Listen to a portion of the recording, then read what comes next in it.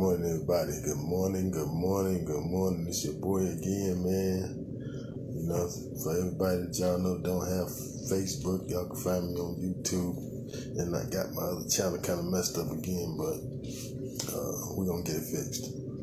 So, but anyway, just came to talk to y'all, man, about what's going on, man, and you know, just me and my wife chopping it up, man. I say good morning to everybody. Good morning. That's the wifey. Good morning, y'all.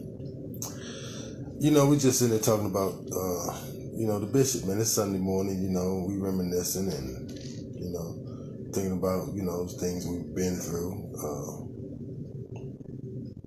at the church, you know, and what's going on right now. And it's crazy because, as y'all know, we got the boot for apparently me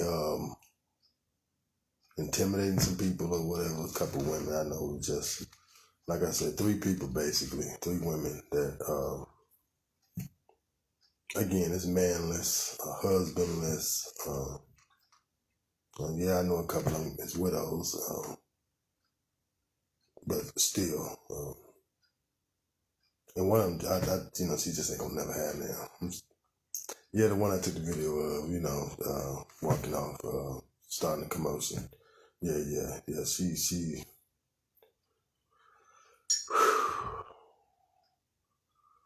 Boy, don't let me start talking. But anyway, ugly is ugly. And my mother used to always tell me, boy, you know, quit being ugly. So, again, you know, when you're ugly, you're just ugly. But I don't want to talk about her exclusively. We was talking about the goodness that was going on at the church when the bishop, Apostle Maxwell, was alive. And the things that we done. Y'all heard my brother on the video, Paul, say, you know, they ain't never around. But anyway, he actually used the bathroom that morning. They called the police on me. And they denied him using the bathroom. Now, mind you, they kicked me and my wife out. Paul is a European guy, 62 years old. In fact, me and my wife was talking about we're going to do a video with him about that situation. So y'all can get ready for that. They wouldn't even let him use the bathroom. Now, mind you now, Paul had on waiters under that church when the women's bathroom had flooded under the church. So all the feces that was under the church, Paul was wading through it in order to fix the plumbing in that church. And now, not even a year later, after the Apostle Maxwell is gone, he can't use the bathroom because he was with me and my lovely wife.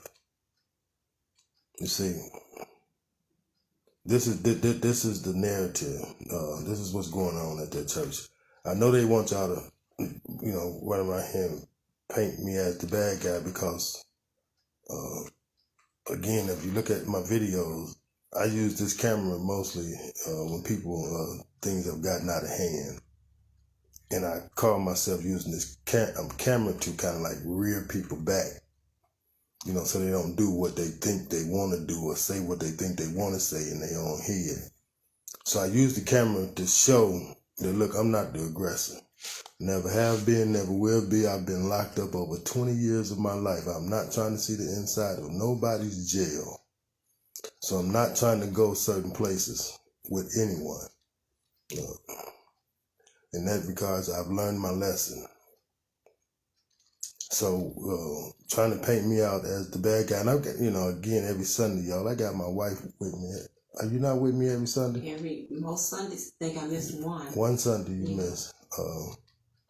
I don't talk to no females at that church unless they care to talk to me. And most time my wife is standing there. I'm not intimidating anyone. I know my presence. Again, I've been locked up over 20 years of my life.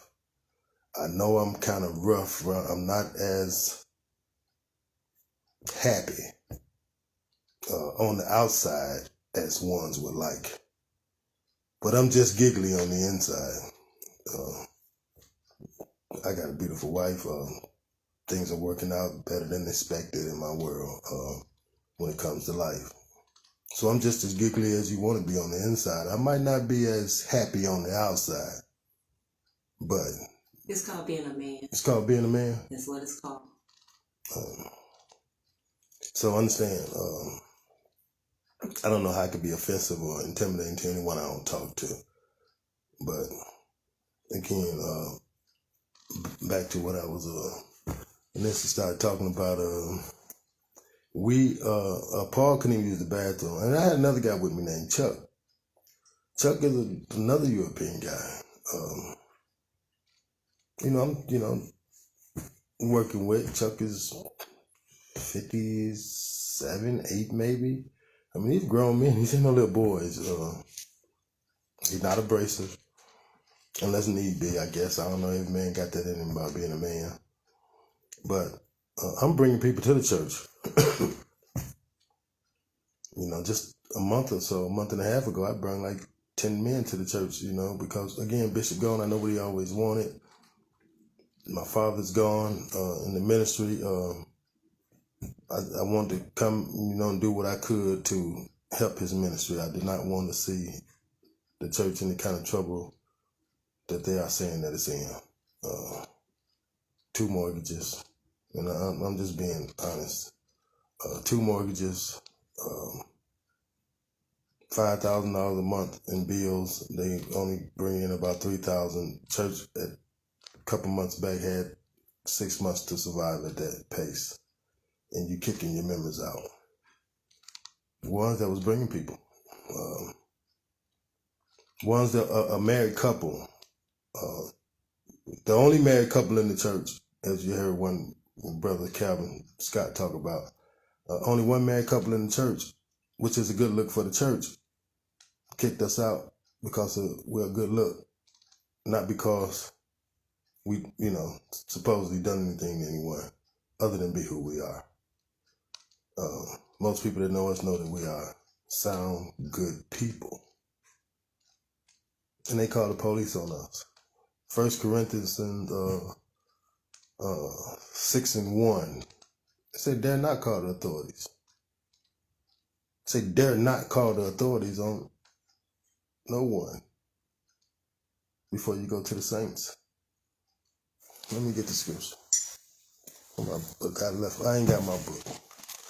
But it said, dare not call the authorities. And yet they called the authorities on me and my wife after I've been incarcerated for 20 years. Now, mind you, Deacon Elton.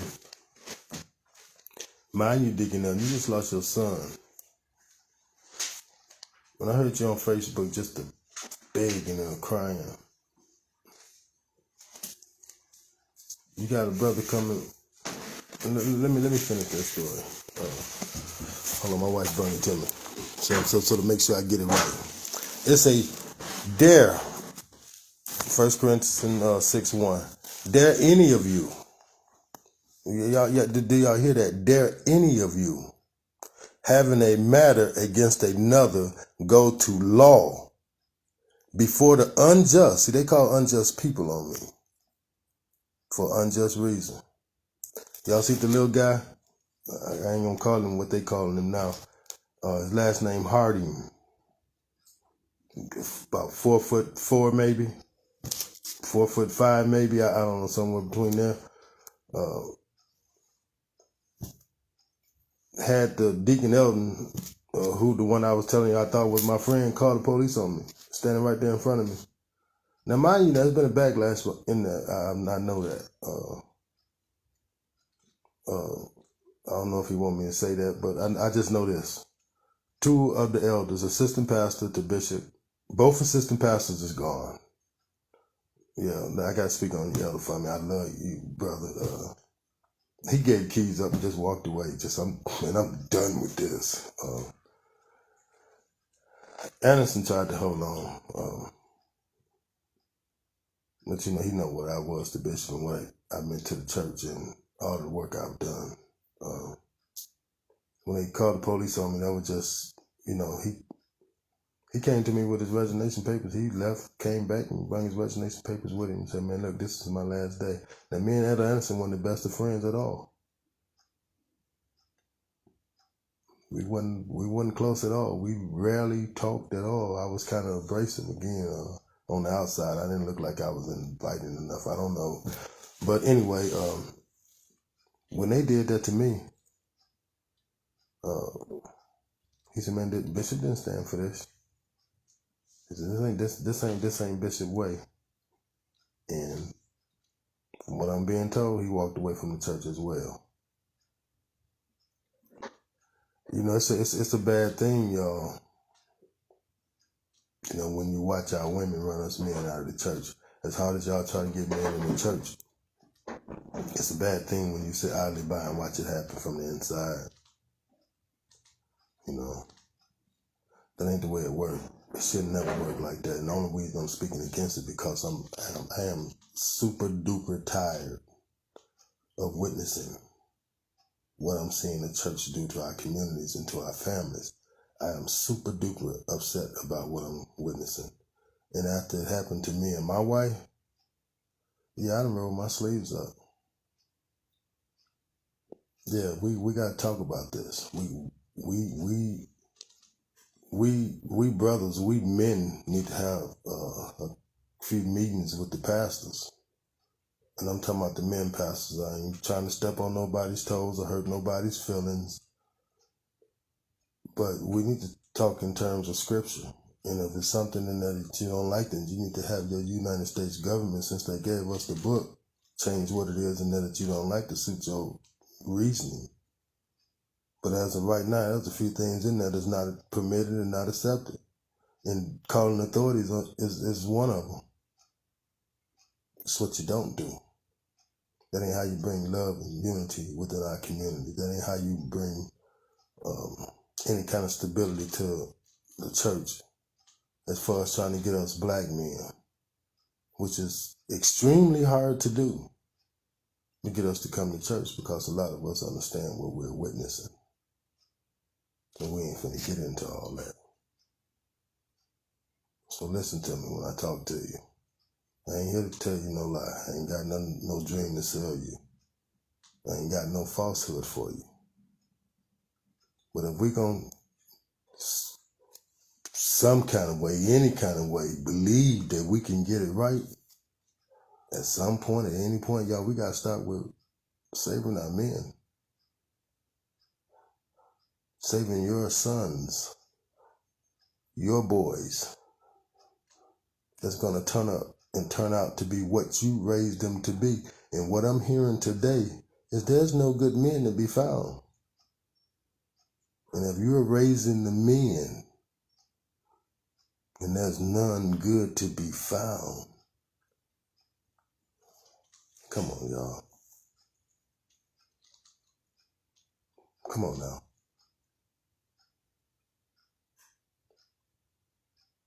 It don't take a rocket scientist to understand, to know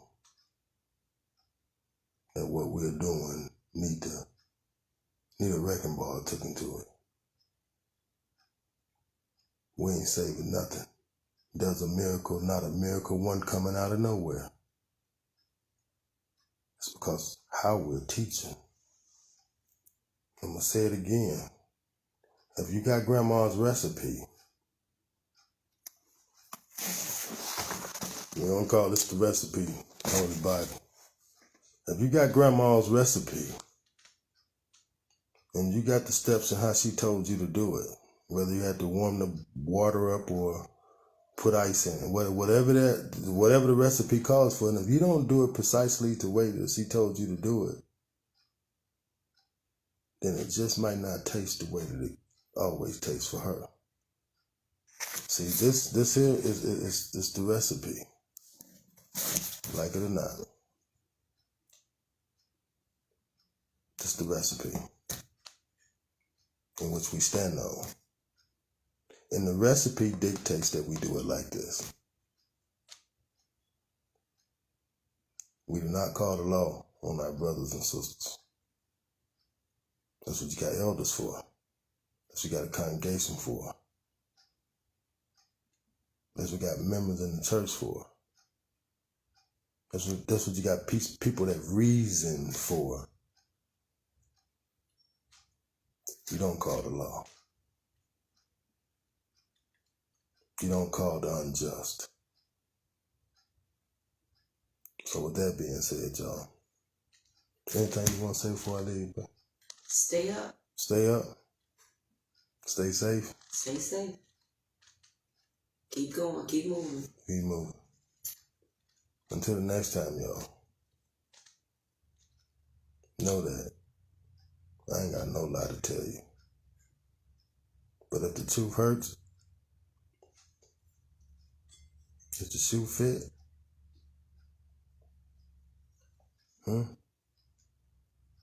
you wear that thing.